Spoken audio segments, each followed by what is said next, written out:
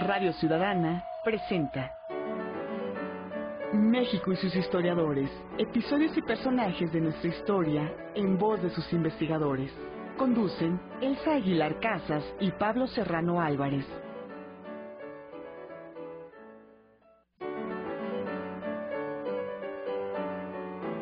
Muy buenas tardes, les saluda Sandra Vázquez a nombre del equipo de producción de México y sus historiadores. Un espacio abierto para el saber histórico y la participación de usted que nos escucha. Es un gusto saludar a Pablo Serrano Álvarez, quien es el conductor de este espacio. Pablo, qué gusto, buenas tardes. Buenas tardes, Sandra. Buenas tardes, amigos radioescuchas.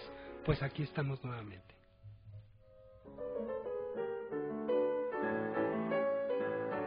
Voces de la Revolución es una producción radiofónica de la Dirección de Estudios Históricos del INAH sobre diversos aspectos de la lucha zapatista durante la Revolución Mexicana. Hace casi 40 años, los entonces jóvenes historiadores del INAH, bajo la coordinación de la maestra emérita Alicia Olivera Sedano, se lanzaron a entrevistar a los zapatistas vivos. Estos testimonios conforman la serie radiofónica de la cual, el día de hoy, conversaremos con Ruth Arboleida y Leonardo Vega Flores.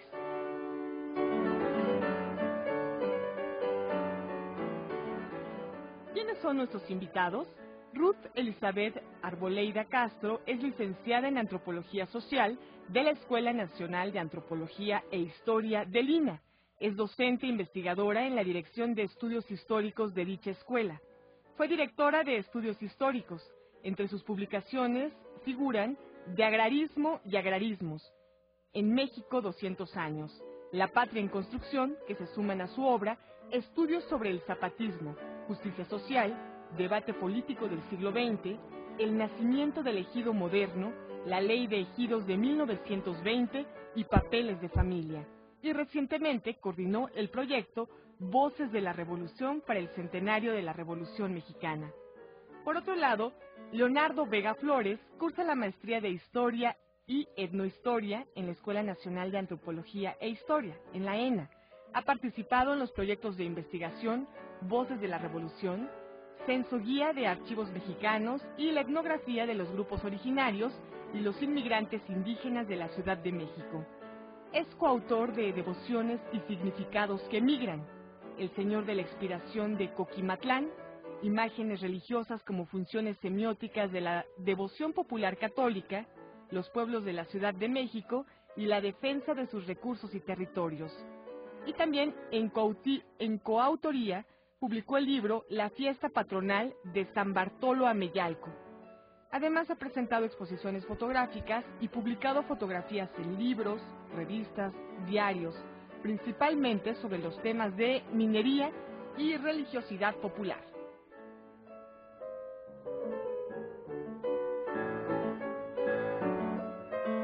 Antes de comenzar, le invito a que se comunique aquí a Radio Ciudadana y que nos exprese sus comentarios, sus preguntas dirigidas hacia nuestro invitado o nuestra invitada. Los teléfonos de esta emisora son 5604-8229, 5604-7926, o bien llámenos a través del 01800-670-1680 si usted nos escucha en cualquiera de los estados de la República Mexicana. Recuerde que como cada semana tenemos publicaciones, y en esta ocasión se trata del libro Cenizas del Zapatismo de Edgar Rojano, editado por el INER. Bienvenido, bienvenida. Gracias, Sandra. Buenas tardes, Ruth. Buenas tardes, Leonardo. Buenas tardes, Pablo. Gracias por venir a México y sus historiadores a hablar de un tema que nos gusta mucho hablar en este programa, como es el movimiento zapatista. ¿Qué significado tiene el movimiento zapatista hoy en día, después de 100 años? Ruth. No sabía que íbamos a empezar con parece esto. tesis doctoral, ¿verdad? Parece tesis, y además, bueno, hay gente que ha trabajado mucho más de esto que yo. Uh-huh. Pero la pregunta es muy importante porque en una obra para mí muy buena, que es El Paraíso de la Caña de Salvador Rueda, él dice que el Plan de Ayala inaugura el lenguaje moderno del campesinado en México. Uh-huh. Y creo que esa es la clave de todo el asunto, porque a pesar de ser un movimiento, bueno, no vamos a discutir el gato pardo de Womack, ahorita, pero que parece tradicional, realmente lo que hace a partir de ahí a lo largo de la lucha armada y en la posrevolución es obligar al gobierno a reconocer al campesinado como sujeto político y social. Y a partir de ahí efectivamente se genera un discurso nuevo, moderno. En algunos trabajos que yo he hecho, por ejemplo, en el nacimiento del ejido moderno, se puede ver que la reforma agraria posrevolucionaria a partir del 17, que empiezan las primeras intentos de legislar el asunto una vez establecido el gobierno constitucional, todos hemos oído hablar del decreto del 6 de enero de 15, hay un constante intento de traducir la demanda del zapatismo a la legislación agraria, a contrapelo de las propias ideas sobre lo que debía ser la cuestión agraria de parte de los ganadores. Ni Obregón, ni Carranza, ni Calles le apostaban al ejido, ¿no? Sin embargo, finalmente esta fue la figura central de la construcción agraria posrevolucionaria. Y yo creo que esto se le debe al zapatismo por la fuerza, por razones geopolíticas tan cerca del Distrito Federal, por ejemplo. A pesar de haber sido asesinado Zapata, no se rendía el movimiento. Y otra parte importante es que genera un imaginario que ha obligado a otros movimientos agrarios regionales a vestirse del agrarismo sureño para intentar ser legítimos, que es algo en lo que he estado trabajando recientemente. Es que parecería que el movimiento zapatista, encabezado por don Emiliano Zapata, surgido ya en la Revolución, permanece en este imaginario en nuestra identidad. Y cada periodo histórico está presente. Es constante su palestra, su bandera, digamos que su ideología, aunque eso no me gusta mucho verlo así, digamos que el ideario zapatista sigue presente y está constante en muchos actores, en muchos movimientos sociales, en muchos personajes. Leonardo, ¿cuál es tu opinión al respecto? Bueno, yo creo que a 100 años del zapatismo, y precisamente por lo que venimos aquí en relación a unos programas de radio, escuchar las voces de las personas que participaron en la revolución nos trae muchos recuerdos y remembranzas, inclusive hasta personales. En mi caso personal soy de Xochimilco, y pues también tengo recuerdos familiares de quienes participaron en la revolución. Claro. Entonces, por un lado es también un recuerdo de personas cercanas a nosotros. Es algo que está presente en muchos pueblos, el recordar de que sus ancestros participaron en la revolución, y no solamente participaron de una manera digamos que espontánea, ¿no? Participaron organizadamente y pudieron incidir en la política nacional. Ya Ruth mencionó algo, y entonces eso es muy importante, ¿no? Para personas como yo, por ejemplo, que por un lado soy historiador y que puedo trabajar esos temas, pero también por el lado personal, que se recuerda esos aspectos familiares. Es que el movimiento zapatista ha estado latente en la identidad nacional mexicana, como decía yo un poco antes, durante todo el siglo XX y creo que hasta la fecha. Y bueno, ha estado presente en la historiografía en primer lugar, donde se han rescatado testimonios muy importantes, y después en la década de los 70, este gran programa de historia oral, que se forma para rescatar justamente los testimonios de los cercanos, de los que todavía vivían por entonces, de la experiencia zapatista, ¿no es cierto, Ruth? ¿Qué es este proyecto de historia oral que se hizo en el INA? Bueno, mira, este proyecto, como decíamos, se inició en los años 70 bajo la coordinación, ya la zona centro-sur, después de una división del trabajo que hubo en el gran proyecto de historia oral, del que también participaba la doctora Eugenia Meyer. Alicia Olivera se hace cargo de la zona centro-sur y dirige un equipo de gente muy, muy joven. ¿Estamos hablando de inicios de los 70s? 73. 73, las entrevistas se hicieron casi todas entre el 73 y el 76, aunque hay algunas anteriores que se le deben al genio de don Gilberto Jiménez Moreno y algunas posteriores. Pero el grueso de las entrevistas con jóvenes historiadores, de los que permanecen trabajando estos temas, pues Laura Espejel, Salvador Rueda, Carlos Barreto, sobre todo, fundamentalmente ellos, aunque tenemos una lista de 17 entrevistadores a los que les que debemos están las dentro de ese entrevistas, proyecto. que estuvieron en algún momento ¿Como dentro de quiénes? ese Vamos a proyecto. mencionarlos porque además México es historiadores, homenaje a los historiadores, ¿verdad? Mira, estuvieron Eugenia Meyer, Alexis Arroyo, Citlali Marino, Guadalupe Tolosa, Jack Legluc, María Alba Pastor, Isabel Sousa, Marcelo González, María del Carmen Reyes Martínez, Teresa Briceño, Jimena Sepúlveda, Yolanda Alemán. Esta lista se sacó sobre los testimonios que más fueron usados para el proyecto, pero buena parte de las entrevistas son este pequeño equipo original que son Alicia, Laura y Salvador. Claro, bueno, ¿No?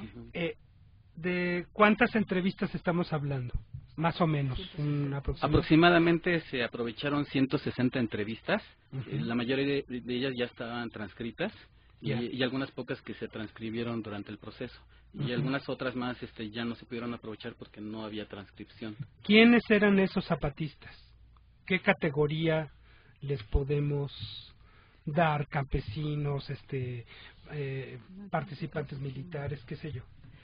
Son fundamentalmente campesinos y hay un programa dedicado también a la composición social de algunos de los testimoniantes. Pero tenemos aquí una lista que hizo el muy diligente Leonardo, siempre es el que ha organizado todas las bases de datos para este proyecto. Tenemos una lista de 105 localidades de procedencia de estos testimoniantes. ¿Qué abarca que Morelos, Guerrero? Morelos, Guerrero, Estado de México, Puebla, y hay algunos de algunos otros estados lejanos como Guanajuato, Sonora, incluso Chihuahua. ¿No? Y el Distrito Federal. Y el sur del Distrito Federal, que es muy importante. Que en aquel entonces se tenía la certeza de que habían sido participantes del movimiento zapatista. Sí. Sí, o participantes. En algún caso tenemos testimonios muy floridos, por cierto, de un profesor que no estuvo en el movimiento zapatista, pero convive con él, de Ayala, es Juventino, no me acuerdo, y de las esposas de que se pudieron localizar algunas viudas de gente que llegó a tener mandos altos, ¿no? ¿Cuál es la historia que dejaron estos primeros testimonios? ¿Qué nos contaron del movimiento zapatista? Su propia vivencia. Aunque había un cuestionario hecho y algunos de los participantes en el proyecto a veces se lamentan de haberse limitado a las preguntas que toda la discusión campesinista en los años 70 suscitó. Bueno, no tenían manera de hacer otra cosa, la verdad. Difícilmente pueden haber superado su época. Pero aunque es un cuestionario de unas 20 preguntas y curiosamente el proceso que hicimos con las entrevistas nos llevó prácticamente al cuestionario original, casi. ¿Cómo qué preguntas se les formulaban? No tengo ahorita el cuestionario, pero el temario dividido en subtemas hay todo siempre sobre... Se basa sobre la tesis de la historia de vida, de la historia oral, de empezar desde el origen. Entonces hay mucho sobre sus orígenes sociales, lugar, ocupación de los padres, etcétera.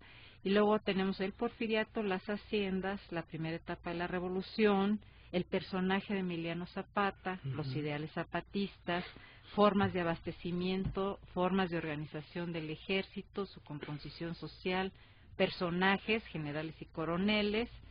Este es el temario, pero te digo, el cuestionario se va pareciendo mucho a esto. Claro. Ejército Libertador de eso en relación a otros grupos, la leva, impresiones sobre personajes y sus acciones, las mujeres, los pueblos, tierras, montes y aguas, religiosidad, educación formal, actividades económicas, vida cotidiana y lenguaje, después de la revolución, su suerte y finalmente un balance de la situación actual en relación a los ideales revolucionarios, que es lo que se les preguntaba. Claro. Básicamente ellos lo trabajaron con esto, pero tú sabes, las historias institucionales son muy extrañas, entonces el proyecto tuvo que suspenderse prácticamente a fines de los 70. No se pudo seguir y es hasta fechas muy recientes que se pueden recuperar en forma las posibilidades que daban estos testimonios. Muy bien. Vamos a una pequeña pausa, Sandra. Así es, Pablo.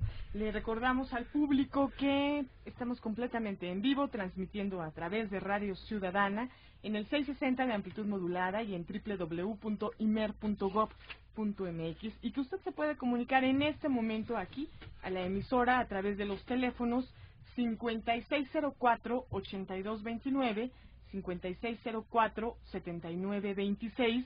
Nuestra alada sin costo es 01800-670-1680, y además de recibir sus preguntas y comentarios, usted tiene la posibilidad de llevarse uno de los libros que el día de hoy el INERM le regala. Se trata del libro Cenizas del Zapatismo de Edgar Rojano. No deje de comunicarse y participar aquí en México y sus historiadores. Gracias, Sandra. Ruth, Leonardo, bueno, esos temas eran como de muy historiador, ¿no?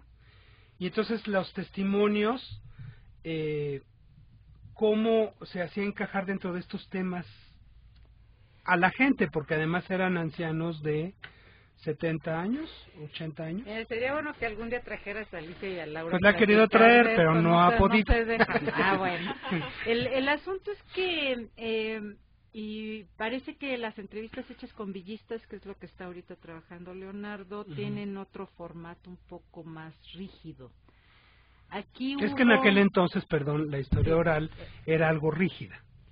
Fíjate que estas entrevistas dejan fluir mucho, los regresan, pero si empiezan a hablar, hablan de muchas cosas que no eran lo que les preguntaron. Ya.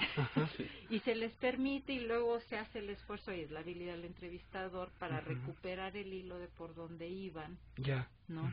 Y a veces conduciéndolos un poquito. Claro, las entrevistas varían mucho depende del entrevistado también y del entrevistador con frecuencia, en la extensión que pueden ocupar ciertos temas. Hay muchas que tienen información sobre muchos de nuestros temas, pero que no los pudimos usar para radio porque eran muy escuetos. O sea, hubieras tenido que pegar muchos y era bueno, muy del difícil. radio vamos a hablar un poquito más despuesito, pero y hay unos que me son interesa más extensos. que la gente sepa qué es una entrevista de historia oral, qué significado tiene esta entrevista en el caso de este colectivo zapatista, ¿no? Y qué nos cuenta la gente que hace 35 años fue entrevistada, ¿no? Renueva un poco la historiografía, nos vamos más allá de Womack, más allá de el otro Raíces y Razón de Zapata, que es otro libro clásico. Sí, por supuesto. Porque ¿Qué carnita del zapatismo precisamente nos muestra mucho de la carne y hueso de las personas, de su infancia, de lo que vivieron durante el porfirismo, de cómo iban al mercado, cómo se educaban, qué útiles escolares recibían, qué clases recibían, y luego el proceso ya revolucionario. Por ejemplo, hay momentos muy estrujantes de cómo se incorporan a la revolución, por ejemplo, por la leva. Y son momentos muy complicados porque de momento son sacados de sus lugares de origen y de alguna manera ellos no quieren participar en una lucha en un grupo al que no consideran suyo, ¿no? Y entonces escapan de la leva y se incorporan a las filas zapatistas. Y entonces esos momentos se notan muy vivos, no solamente como una cita nada más. Es algo que les marcó. Que es el que les marca, ¿no? Por ejemplo, también está muy presente el cómo estaban viviendo durante la revolución, las vivencias que tenían cuando tenían que atravesar los cerros, vivir en los cerros, lo que comían, con muchas dificultades, a veces tortillas duras, por ejemplo, mencionan muchas veces, en fin, toda una serie de testimonios que nos muestran muchas partes muy vivenciales de ellos mismos. La vida en los pueblos, por ejemplo, durante la época que con todo y revolución se seguían realizando festividades, había momentos que se suspendían, ¿no? Por ejemplo, pero en el cotidiano seguían comerciando, seguían haciendo sus celebraciones, tenían relaciones con otros pueblos. En fin, es una manera de mostrarnos a las personas muy muy vivas. Claro. Sucedió en el caso zapatista lo mismo que en el movimiento villista, de que iban familias enteras, de pueblo en pueblo, de ranchería en ranchería. Bueno, habría que examinarlo porque... Es que eso es la riqueza de los testimonios, Sí. ¿no creen? Más bien parece que se juntan sobre todo hombres jóvenes, mientras Ya. los pueblos están como digamos en la retaguardia abasteciéndolos. Mm. A veces tienen que huir al cerro porque ya llegaron los huertistas, ya llegaron los gonzalistas, los Ujú. carrancistas, y los incendios se tienen que esconder en el pueblo, pero es muy variable, pero son sobre todo hombres jóvenes, y eso se puede ver mucho, que son hombres jóvenes los que se incorporan. Son hombres jóvenes los que se incorporan, pero también, como dice Ruth, hay momentos en que son en realidad toda la familia los que tienen que huir y dicen, íbamos descalzo con las pocas cosas que se pudieron juntar y tienen que escapar de alguno de los ejércitos. En esas, Matando a los pollos para que no los denunciaran. Sí. en esas entrevistas se refleja crueldad contra los hacendados, No. porque es una característica del movimiento zapatista, ¿no? No. Que no fueron violentos con los hacendados. Bueno, los hacendados pusieron pies en polvorosa, quizá Sí, algún digo, salieron administrador, algún administrador, algún capataz. administrador haya pagado el pato seguramente y en algún caso está. Porque narrado, vamos, el ¿no? movimiento zapatista pues es contra las haciendas, las grandes haciendas de Morelos, de esta zona. Contra ¿no? el sistema de haciendas, pero Ajá. ellos siempre se empeñan en dejar muy claro que ellos no fueron los que incendiaron las haciendas. Ya. Algún jefe por ahí se ha de haber desmandado, pero dejan muy claro que como política de parte de la política de tierra arrasada fueron las fuerzas de Pablo González las que incendiaron las haciendas. Ya. Sí, lo dejan clarísimo. En todos. los testimonios, porque hay una En los historiografía que dice testimonios. lo no, contrario, no, ¿verdad? ellos sí lo dejan Sobre claro. todo yo creo que estos testimonios reflejan la vida cotidiana, ¿no? Quisiera recordar también que se recuerda mucho a los mayordomos de las haciendas, Sí, así como personas que sí exageraban en sus castigos para que pudieran obligar al trabajo a las personas, y eso lo recuerda muy bien, chicotazos, empujones, cuarterazos. Malas razones. Y en ese sentido, contra el mayordomo sí había opiniones muy fuertes. ¿Cuál es la opinión que tienen estos testimonios acerca de los políticos de la época? Es decir, acerca no solamente del líder Zapata, sino de Madero o de Carranza. Hay información en estos testimonios de ellos, me imagino, que es gente común. Sí. ¿Cómo qué podríamos decir que dicen? Mira, en el caso de don Porfirio, por ejemplo, es muy ambivalente. Porque dicen, bueno, si había tranquilidad, el dinero valía, ¿no? Pero bueno, finalmente soportaba estos hacendados, estos científicos, estos españoles, y entonces pues, ahí fue donde estuvo mal. De Madero tienen normalmente una opinión muy desfavorable en la medida en que no cumple con Zapata, no cumple los ofrecimientos. De Victoriano Huerta, bueno, pues lo único que se acuerdan es que les echó la tropa encima, igual que Juvencio Robles, Felipe Ángeles. Gatón. De Felipe Ángeles algunos tienen buena opinión. Sí. De Carranza, por supuesto, no. Y Obregón también es muy ambivalente porque es finalmente el que les ofrece la pacificación y pacta con ellos y termina la guerra, ¿no? A nivel temporal, bueno, abarcan desde el Porfiriato hasta, digamos, Cárdenas. No, muchos se quedan en el reparto que fue los tempranos 20 y ya después se brincan un poco la situación actual, ¿no? Sobre todo el reconocimiento como veteranos y porque finalmente esa fue una de las pistas que ellos siguieron para ubicar las asociaciones de veteranos que se volvieron a tomar fuerza durante el periodo de Echeverría. Ya. Y entonces empezaron a formar asociaciones y fue el lugar donde pudieron empezar a atender los hilos para irlos localizando.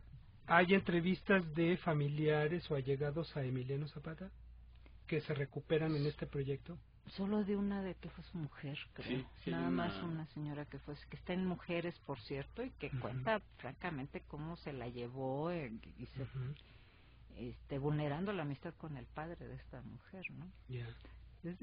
La de Mujeres es muy interesante, es muy estrujante. ¿Cómo cuánto universo de mujeres se hicieron entrevistas? Pocas, ¿verdad? Pocas, serán como unas 15 entrevistas aproximadamente. Pero que reflejan realmente lo que significó más bien, lo que las mujeres significaron en el movimiento zapatista? Sí, sí, y también hombres que también opinaban sobre las mujeres, y por eso también podemos saber de la participación de mujeres en el propio ejército zapatista. Claro. Bueno, y también otra cosa interesante, ¿qué pasa con los niños y los jóvenes? Que en aquel momento, pues eran niños y jóvenes. ¿Cuáles son más o menos sus opiniones sobre el movimiento zapatista en el que participaban? Bueno, con alguno llegó a ser niño, pero se incorporan, ¿verdad? Uh-huh. Se incorporan los jóvenes también. Yeah. Y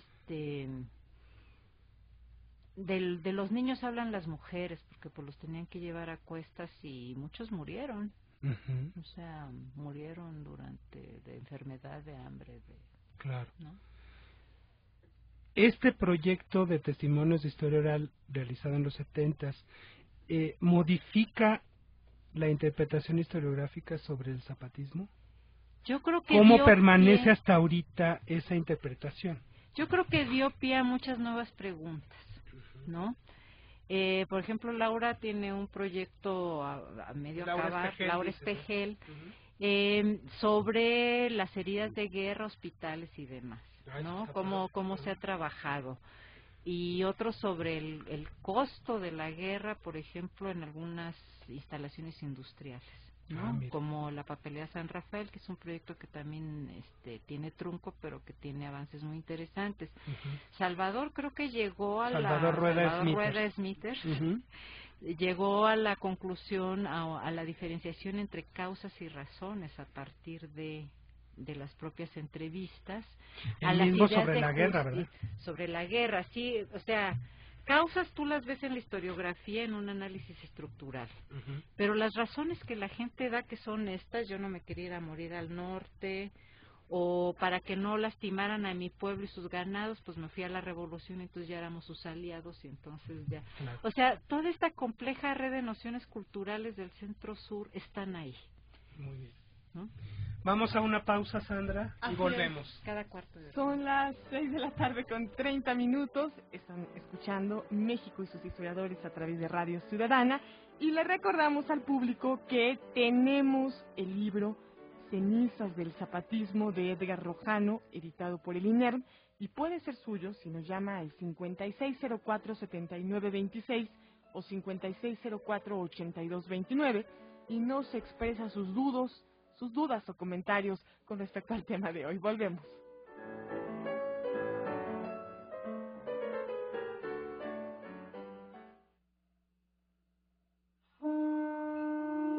México y sus historiadores, un espacio abierto para el saber histórico y la participación de usted que nos escucha. Jueves, 6:60 de AM, una estación del Instituto Mexicano de la Radio. Aquí producimos, programamos y transmitimos radio pública con 50,000 watts de potencia. XEDTL. Somos Radio Ciudadana. Todas las versiones. 660 AM. Mayorazgo 83. Colonia Joco. Primer piso de la torre de radiodifusoras. Código postal 03330 en la Ciudad de México. Radio Ciudadana es una emisora del INER, Instituto Mexicano de la Radio. Buenos días, don Simón. Buenos días, doña Chayo. Buenos días, Carmelita. Buenos días, Chayito. Buenos días, Rafa. Buenas, señor Chayo. Bueno, pero ¿a dónde va todo el mundo? Pues a votar, solo falta usted. ¿Yo? Yo me levanté tempranito y fui la primera en votar. Ya hasta voy de regreso. En las próximas elecciones todos saldremos a expresar lo que queremos y lo haremos de la mejor manera, con nuestro voto. Esta es tu oportunidad de participar y decidir. IFE, Instituto Federal Electoral. Sentía yo los cólicos más antes y me daban intensos. Fuimos al hospital, nos dijeron que era el apéndice y que tenían que operarlo. Me van a cobrar, ¿y de dónde voy a sacar? Y le dije que estaba bueno, que todo estaba pagado. Me dijo, ¿con qué lo pagaste si no tenías dinero? Porque la salud es tu derecho, el Seguro Popular es para ti. Afíliate. Informes 01800 71 725 83. Ya con el Seguro Popular ya es una ayuda grande. Un México sano es un México fuerte. Secretaría de Salud. Este programa es público, ajeno a cualquier partido político. Queda prohibido su uso para fines distintos a los establecidos en el programa. Los que solo hablan de ellos. Los de la farándula. Los de las revistas de moda. Los de siempre. Ellos no se parecen a nosotros, los trabajadores. Ellos, los de los lujos y las escoltas, no van a acabar con la inseguridad que vivimos día a día. Reacciona. Encinas puede más, mucho más. 45 million children will not go to school. Después de escalar una gran colina, uno se encuentra solo con que hay muchas más colinas que escalar. Nelson Mandela. You can help me change that. Radio Ciudadana, todas las versiones. Ahora que ya sabes qué va a pasar el 3 de julio en el Estado de México, prepárate, porque cada pieza está lista. Las urnas, las boletas, los funcionarios de casilla, tus amigos, tu familia, tus vecinos. ¿Y tú? La pieza más importante. ¿Ya estás listo? El gran día está en tus manos. Haz lo importante. Elige tu color y píntalo como tú quieres. Vota, haz que suceda. Y en Instituto Electoral del Estado de México. Juntos, hacemos lo importante. Radio Ciudadana. México y sus historiadores, voces expertas para dar respuesta a todas tus preguntas sobre nuestra historia. Jueves, 6:60 de AM, una estación del Instituto Mexicano de la Radio.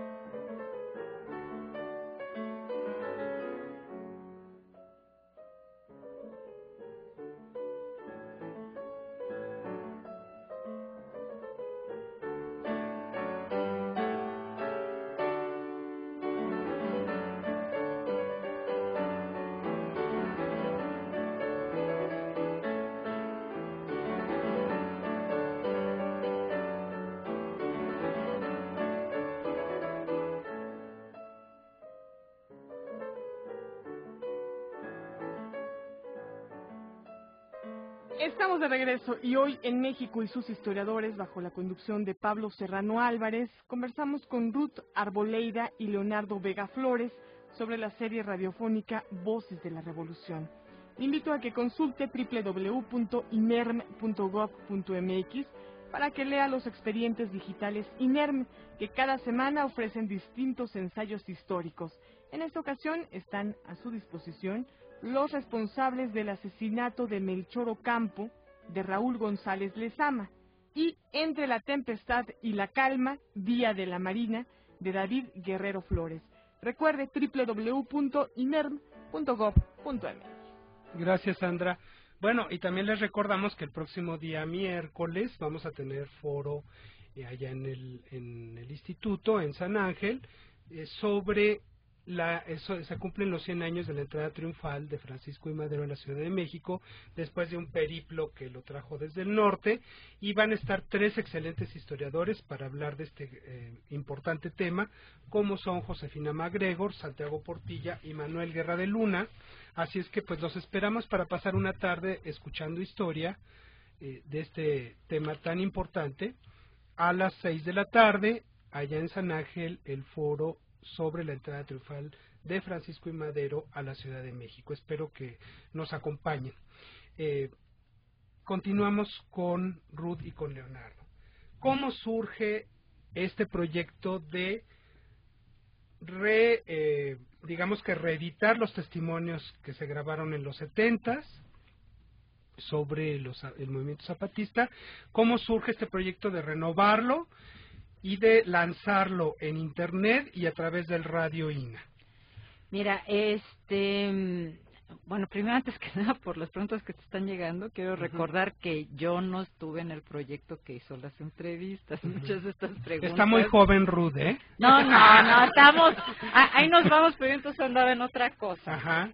Pues, por supuesto me sé la historia porque son mis compañeros de 30 años, pero finalmente muchas preguntas tendrían que hacérselas a ellas. Pero bueno, como decía al principio, hubo diversas problemas institucionales que hicieron que el proyecto se quedara un poco detenido. La transcripción, por ejemplo, no se terminó. Y ahí se quedaba algunas personas como Laura Espejel, conoce perfectamente las entrevistas, cuando alguien quería, ella lo guiaba, estaban en cintas de carrete abierto, que cada vez se oían menos porque ya casi no hay máquinas que los reproduzcan. Entonces, en alrededor del 99-2000, Salvador Rueda, que entonces era director de estudios históricos, consiguió un financiamiento con NACIT para hacer un respaldo digital del sonido, porque se corría el riesgo de no volverlas a oír, de perderlo para siempre. Se abrió un proyecto, terminaron de hacer un respaldo digital general de todos estos testimonios y avanzaron en la transcripción. Después, en el año 2002-2003, ya estando yo al frente de la dirección, hubo un recurso que permitió terminar el respaldo y terminar la transcripción, pero ya en medio digital, es decir, en Word, para que me entiendan, porque estaba máquina de escribir y muchas de estas transcripciones no habían pasado por todo el cotejo que se necesita, porque un transcriptor, por bueno que sea, no puede captar con frecuencia los localismos, los nahuatlismos, la referencia a personajes o lugares poco conocidos, etcétera. Y después nos llegó noticia de que con el centenario iba a ser un acervo muy peleado, muy codiciado. Entonces nos sugirió difundirlo para poderlo proteger. Está en nuestra biblioteca Manuel Orozco Iberra. De la Dirección de Estudios Históricos del INA, amigos, que está en Tlalpan, en el centro de Tlalpan, y que es una instalación maravillosa. Para ustedes que les interesa la historia, pueden ir a la biblioteca Manuel Orozco Iberra y ahí encontrarán todos estos testimonios y una excelente biblioteca llena de libros maravillosos. Y buena atención. Y muy buena atención. Sí. Entonces, aprovechamos para terminar el formato Word, terminar de cotejar y empezamos, bueno, ¿cómo difundimos este acervo? Vamos a hacer programas de radio, parecía fácil, no es tan fácil, pero hubo recurso por el centenario, por los programas de los centenario y bicentenario, y entonces pudo contratar gente, y lo primero que hicimos, yo no iba a estar a cargo de este proyecto, déjame decirte, iba a estar a cargo de Laura Espejel, pero por distintas razones no pudo estar a cargo, y cuando llegó el recurso, pues alguien lo tenía que sacar adelante, y me tocó a mí. Entonces contratamos un equipo y lo primero que hicimos fue avanzar en el temario que había dejado Laura preparado. No totalmente preparado, sino que lo estaba empezando a elaborar. Se corrigió. Lo primero que hicieron los muchachos que entraron aquí Leonardo fue uno de ellos. También muy jóvenes amigos y amigas. Héctor García Montiel, que trabajaba en el proyecto de transcripción de captura digital, ya llevaba muchas entrevistas transcritas, Catalina Barajas, Sergio Sevilla. Ellos lo que tenían que hacer era, con el temario, además de contribuir a mejorar y ampliar el temario, ponerle subtemas y demás, de cada entrevista ir separando el pedacito que se refería a ese tema y subtema e irlo incorporando. ¿Eso se puede hacer en historia oral, Ruth?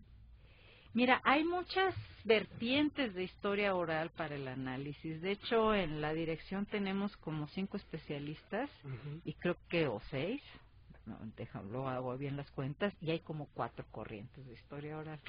O sea que es una fuente que todavía yo creo que puede dar mucho. Yo creo que puede dar mucho, sobre todo si tienes un corpus de este tamaño. Porque como decía Toño García de León cuando nos hablaba de su experiencia con la historia oral en Chiapas, que después de 60 o 70 entrevistas ya le había agarrado la gramática al asunto. Así es. Pero sí se necesita un corpus. No es nada fácil. No es nada fácil hacer historia oral, porque además el rapport con el entrevistado y todo esto es muy importante. Bueno, entonces ellos estuvieron analizando las entrevistas sobre el temario. Produjimos más de 1500 cuartillas. De las 160 entrevistas, más o menos, ir metiendo debajo del tema, ubicado el testimonio y, de ser posible, el tiempo en el que estaba, porque se fue marcando en algunas transcripciones en qué minuto de la cinta estaba, etcétera. Y sobre eso empezamos a analizar el material.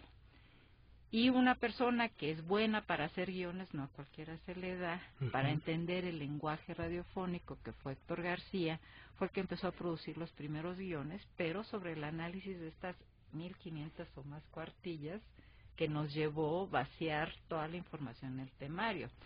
El segundo problema fue el sonido, porque este sonido pues tiene muchos problemas, es invaluable, pero tiene muchos problemas. Hay entrevistas hechas en una casucha de techo de lámina donde de repente empieza a llover.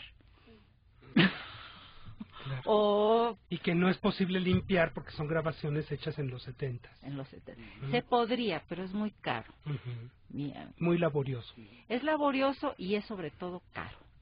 Caro, y no tratamos de limpiar algunos de estos sonidos con profesionales, cobran carísimo. Finalmente después se incorporó, tuve que, como dicen los gringos, que me choca, dejar ir a Sergio Sevilla y a Catalina Barajas porque recortaron el presupuesto. Después se incorporó Ismael López, que se encargó de procesar el sonido, porque ya teníamos los guiones, ya habíamos discutido los guiones, ya los habíamos mejorado, y había que darle a Radio INA el guión y el sonido. Y para darle el sonido necesitábamos que alguien de cintas que podían durar entrevistas, que podían durar 20 minutos o 3 horas, encontrar el pedacito al que el guión se refería y lo fuera sacando y lo fuera juntando para entregarle a Radio INA ese material. Bueno, ¿cuándo lanzan este proyecto? ¿Cuándo lo lanzaron? Empezamos a mediados de 2008. ¿En dónde se escucha? En Radio INA. ¿Dónde es? ¿En qué cuadrante? Es en digital. Internet. Es digital. Es digital. Ellos han tratado de colocarlo en radio comercial o abierta. Hasta ahorita no han logrado. ¿En qué página, Leonardo, para que la gente lo vaya ubicando? Está en la página del INA, y lo que tienen que hacer es poner ina.gov.mx y en el buscador del INA poner Voces de la Revolución, y esa es una manera de llegar a la liga que nos lleva a los programas. También en el Google pueden poner Voces de la Revolución Mexicana INA, y la primera opción es precisamente donde están los programas. Amigos y amigas, vamos a escuchar un fragmento de un pedacito que se llama La Leva, ¿no? El programa. A ver, a ver si lo escuchan bien. Ocurrió cuando él tendría aproximadamente 18 años de edad. Pues yo creo que cuando me agarraron a mí de leva, sería como aquello de la 1 o las 2 de la tarde. Fueron a la casa y luego preguntando por mí, y como mis padres no sabían para qué, sí, ya está mi muchacho, queremos hablar algo, pero ni platicar, no, lo que dije es, venamos a que nos acompañe. No me dijeron ni para qué, ahí ellos no me dijeron para qué, pero yo luego me di cuenta, porque ya había sabido cómo se los llevaban y dije, no, pues cómo haré para... Yo pensando entre mí, ¿y cómo haré para jugarme yo de por aquí? Pero pues vienen armados ahí y yo sin nada, pues ¿qué voy a hacer yo? Pues ya, me conformo, pues ahí voy con ellos. Don Nicolás tuvo suerte de escapar de la leva. Escuchemos. Maravilla. Bueno, ¿quién escogió los temas? ¿Qué temas hasta ahorita hay en esta página donde nuestros amigos radioescuchas pueden escuchar estos testimonios? Bueno, de estas 1500 cuartillas, que debo decir, Leonardo fue el que organizó la base de datos y el formato para poder moverse con facilidad en ellos, hicieron después una calificación del material, porque no es frecuente que haya una respuesta tan larga como esta que acaban de oír. Entonces, para un académico que quiera ser un investigador, cualquier respuesta le sirve. Pero para armar un programa de radio no. No, porque la gente es más activa, sí, ¿no? Entonces teníamos que elegir aquellos temas en los que la cantidad de voz de corrido fuera mayor y fuera permitiendo. Entonces ellos se dieron a la tarea de calificar los temas, cuáles eran los que estaban más idóneos para ser producidos. A ver, ¿qué temas radio hay para que la gente...? Tenemos en el aire 11 programas, me está faltando uno que no me acuerdo cómo se llama, pero los que están ya en el aire en Radio INA son Abasto para del Ejército Libertador Sur, el Porfiriato, Emiliano Zapata en el recuerdo de sus compañeros, Emiliano Zapata general en jefe, generales y coroneles, ideales zapatistas, la leva, que es el que acaban de escuchar, las mujeres, la organización militar y Emiliano Zapata, muerte, impacto y mito. Bueno, ahora, en cada tema hablan varios personajes. Varios personajes. No nada más es uno. Y amigos y amigas, en la página web hay una descripción más o menos de la historia del movimiento, de la historia de estos temas, con unas fotos originales, supongo que son del Fondo INA, y vienen los testimonios muy bien clasificados, ¿no? Bueno, ¿y qué otros temas se van a ir incorporando? Tenemos ahorita ya por enviar ya para su producción Las Haciendas, primera etapa de la Revolución, vida cotidiana en el Ejército, incorporación al Ejército Libertador del Sur, el Ejército Libertador del Sur en relación a otros grupos, impresiones sobre personajes y acciones, educación y vida y religiosidad y después de la Revolución. O sea que este proyecto va para larguísimo, ¿eh? Pues no, porque ya hace los fondos del centenario. No, pero digo, este año. Es que a nivel de divulgación, ahí no, sí, queda claro. En la página, sí. ¿no? Y entonces Ahí la gente, queda. ¿tienen algunas cifras por parte de Lina que den cuenta de cómo se ha consultado? No pensamos en recurrir a ellos. Ajá. Para... Pero Héctor García Montiel en Facebook está muy activo porque nos informa de este proyecto sí. Activamente, ¿no? Ajá, sí. Y ya con estas termina el compromiso de Héctor para los guiones y después nos queda Leonardo y a mí hacer otros y además empezarle a meter al villismo, que está procesando ya las entrevistas con villistas, Leonardo. Claro. ¿Cuál es su punto de vista en torno a la aportación historiográfica de este proyecto? A nivel de divulgación. A nivel de divulgación yo creo que es muy importante porque una cosa que iba a decir hace rato es que con todo y lo que se dijo al principio del significado del zapatismo en la historia y en la historiografía nacional, hay que deconstruirlo. Eso no quiere decir revisarlo, ¿eh? Claro. Creo que es mucho más... Deconstruir es distinto. Sí. Porque revisarlo es estarle mochando, ¿verdad? Sí, sí. Es mucho más complejo que eso. Y esto da para mucho, porque estos guiones, con todo y el trabajo de análisis que hay detrás, son de autor. Son las preguntas de una persona que, bueno, discutimos y sometimos a crítica. Pero cualquiera que se asome al material que ya está depositado en la biblioteca, las 1500 cuartillas están depositadas en la biblioteca, puede sugerir nuevas preguntas o completar nuevos temas. Da mucho sobre nociones de la gente, sobre el impacto de la construcción posrevolución en la propia mentalidad de la gente, porque a veces no, que es algo que han trabajado algunos historiadores que se dedican a la historia oral, cómo lo que viviste después modifica tu propio recuerdo. Así es. Pero entonces, pues tiene que ser alguien muy preparado quien someta a crítica estos materiales para saber si está recordando o está reelaborando su propio recuerdo sobre la base de lo que después le dijeron que había hecho. Claro. Hay una parte que a Alicia le daba mucha risa, Alicia Oliverera, en un foro que tuvimos, porque yo la mencionaba, la entrevista la hizo ella. Dice el entrevistado, no, le preguntan sobre los hacendados.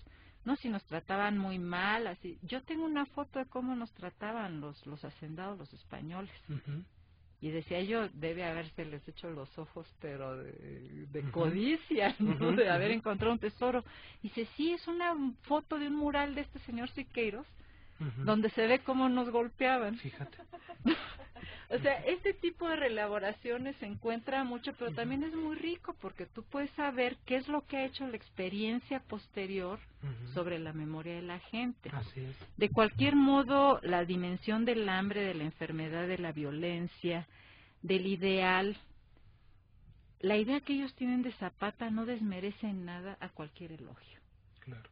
¿No? O sea, realmente la idea que ellos tienen, a diferencia de algunos de sus jefes, sobre los que sí llega a haber juicios bastante fuertes. Claro, Otilio Montaño y tal. Pues Eufemio, el mismo Palafox, ¿no? También, pero sobre todo de Eufemio, hay opiniones muy fuertes sobre él. Ah, ya. Sí. Pero el líder de Emiliano Zapata es el líder. Es un líder carismático. Se le recuerda con mucho cariño. Las mujeres, incluso la que se robó. Incluso la que se robó. Pues bueno, menos mal, ¿verdad? Bueno, ¿qué opiniones han recibido sobre este proyecto? En general, la gente que la ha oído, que andamos haciendo nuestra campaña casi no opiniones de historiadores, ¿verdad? Sino opiniones de la gente. No, incluso historiadores son favorables en general, ¿no? ¿En qué sentido?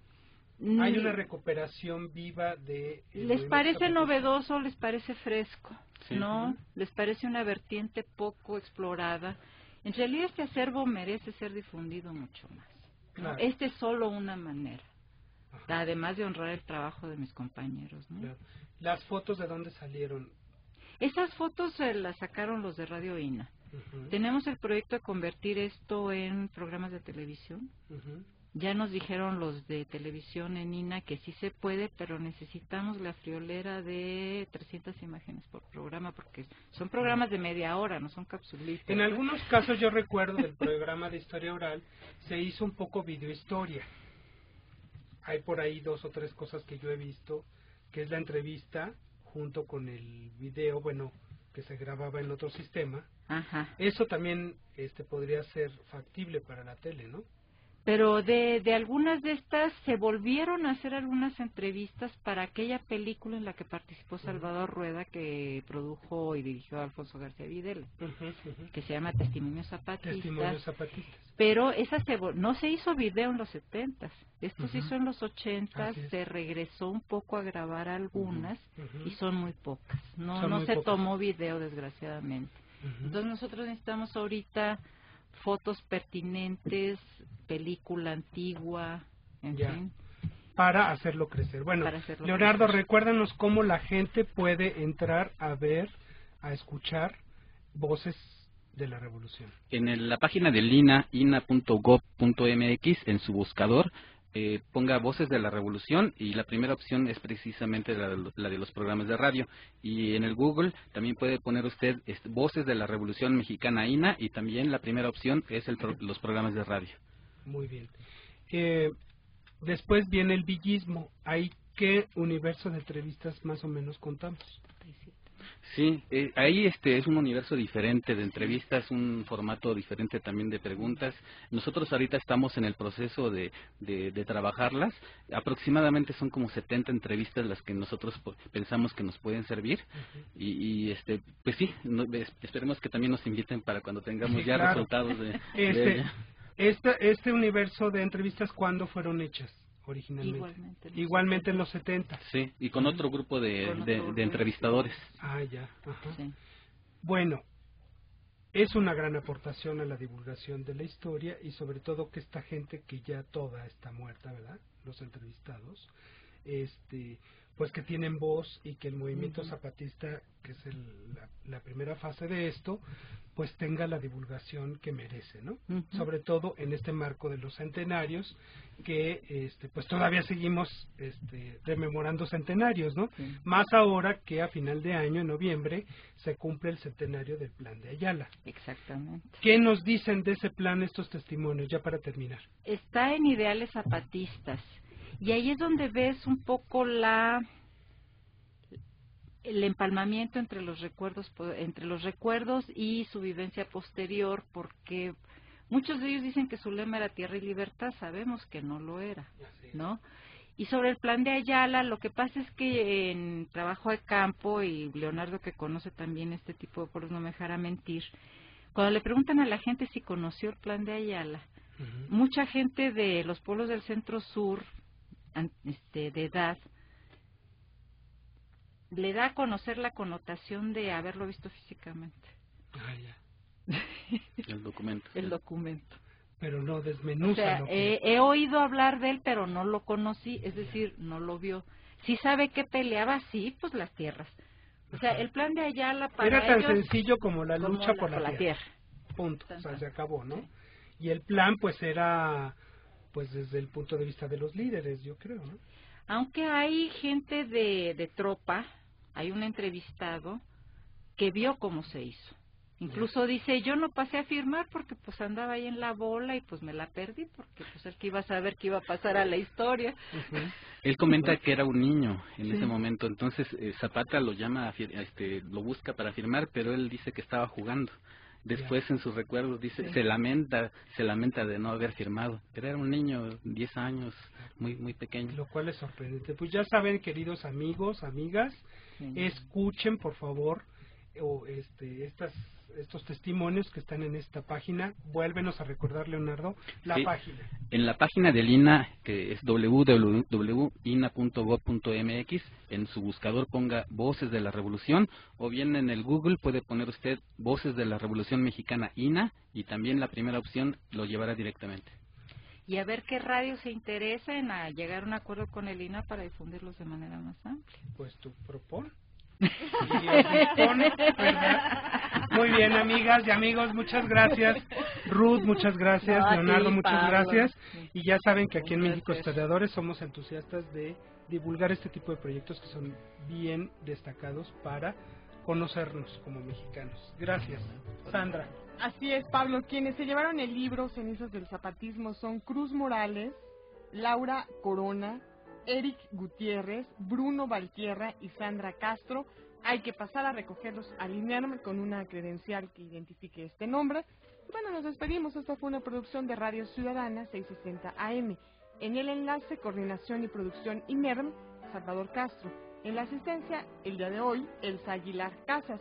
Y en la operación técnica, José Luis Centeno. Se despiden de ustedes, por supuesto, en la conducción. Gracias, Sandra. Hasta luego. Pablo Serrano Álvarez y Sandra Vázquez. Buenas noches.